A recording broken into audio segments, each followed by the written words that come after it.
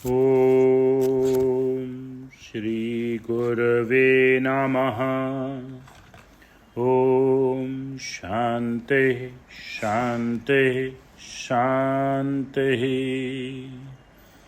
चैतन्यं शाश्वतं शान्तं व्योमातीतं निरञ्जनं नादबिन्दुकलातीतं तस्मै श्री गुरवे नमः। ॐ शान्ति शान्ति शांति। प्रणाम भगवान। आलू वाले बाबा जी का दिव्य ग्रंथ मणि रत्नमाला चल रहा है, जिसमें 26वां मंत्र आज चलेगा, जो इस प्रकार है।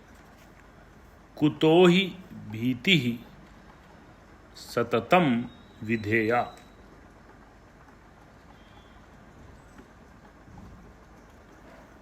इसमें प्रश्न है, हमेशा भय किससे रखना चाहिए? तो उत्तर है, लोक अपवादाभ्यदौ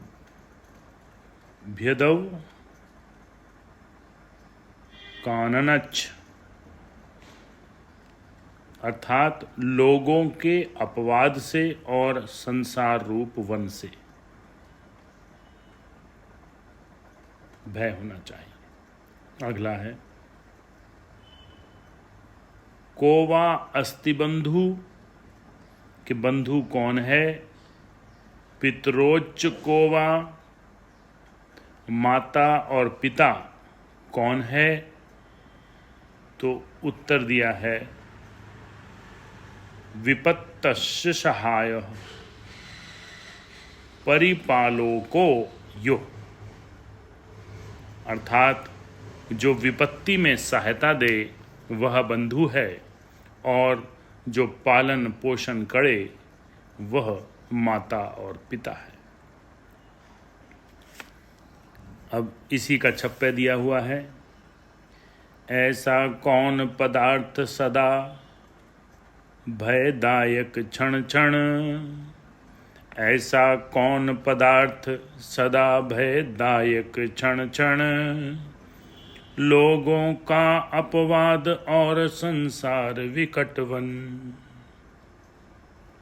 बंधु कौन कहलाए भरोसा जिसका कीजे, दे विपत्ति में साथ बंधु सो ही चुन लीजे।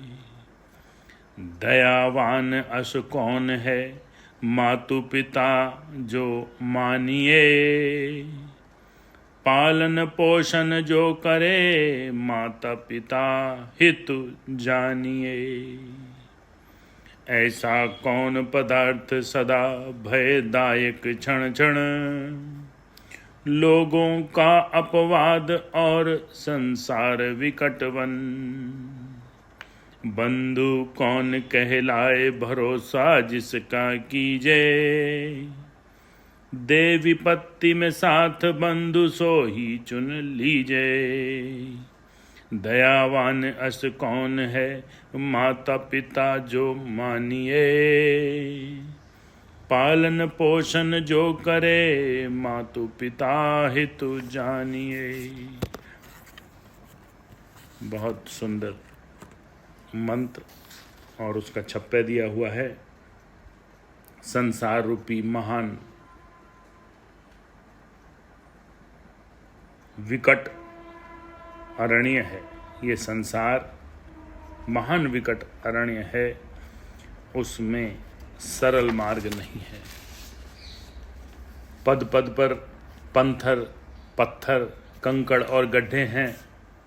जो संसार से भय नहीं रखता, उसमें से निकलने का उपाय नहीं करता, उसका जन्म मरण रूप भय निवृत्त नहीं होता।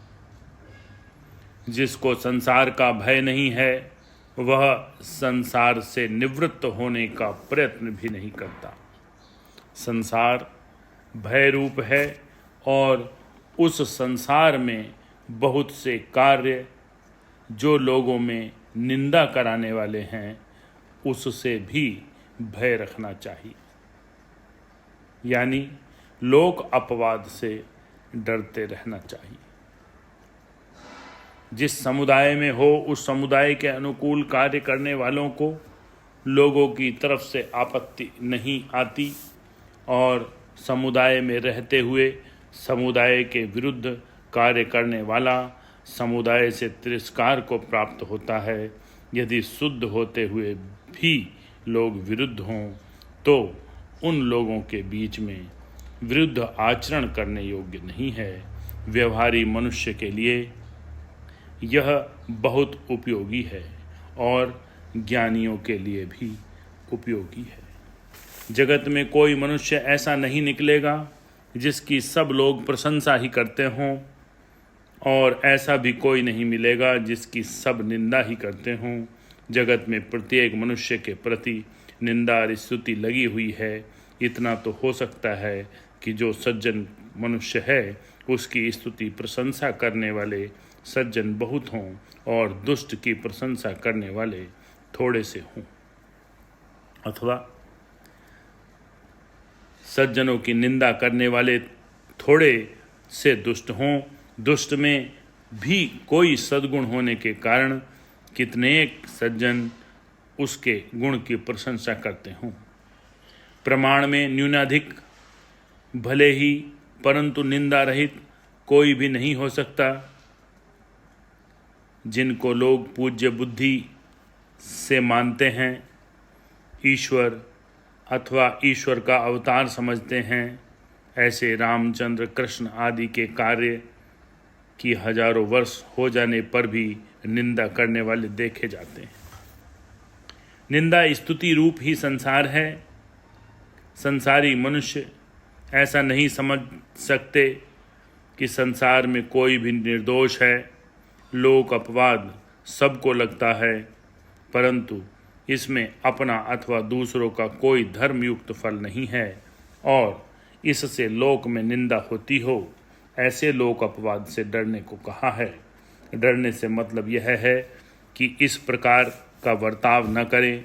यद्यपि लोक अपवाद का निंद्य फल ज्ञानी को नहीं हो सकता, तो भी लोक निंद्य कार्य के लिए ज्ञानी आग्रह भी क्यों करे। ज्ञानी के ऊपर अन्य मनुष्यों का भाव होता है, उसके आचरण के अनुसार सब चलना चाहते हैं। ज्ञानी को कुछ प्रत्यवाय तो नहीं होते, पर दूसरों को जिसका प्रत्यवाय हो ऐसा कार्य ज्ञानी क्यों करे। ज्ञानी अज्ञान से हटा हुआ है, परंतु तो संसार में ही है, तो संसार में ही, इसलिए जिस प्रकार सज्जन पुरुषों का बर्ताव होता है इसी प्रकार जगत को तुच्छ समझते हुए भी ज्ञानी का बर्ताव होता है। जगत तुच्छ है, इसलिए चाहे जैसा बर्ताव करे यह ज्ञानी को युक्त नहीं है। ज्ञानी ऐसा करता भी नहीं, क्योंकि ज्ञानी तभी होता है जब वो पूर्व शुभ संस्कारों में से थोड़े से प्रारब्ध कर्म भोगने के लिए शेष होते हैं। इसलिए ज्ञानी से लोक निंद्य अनुचित कार्य होने का भी संभव नहीं है।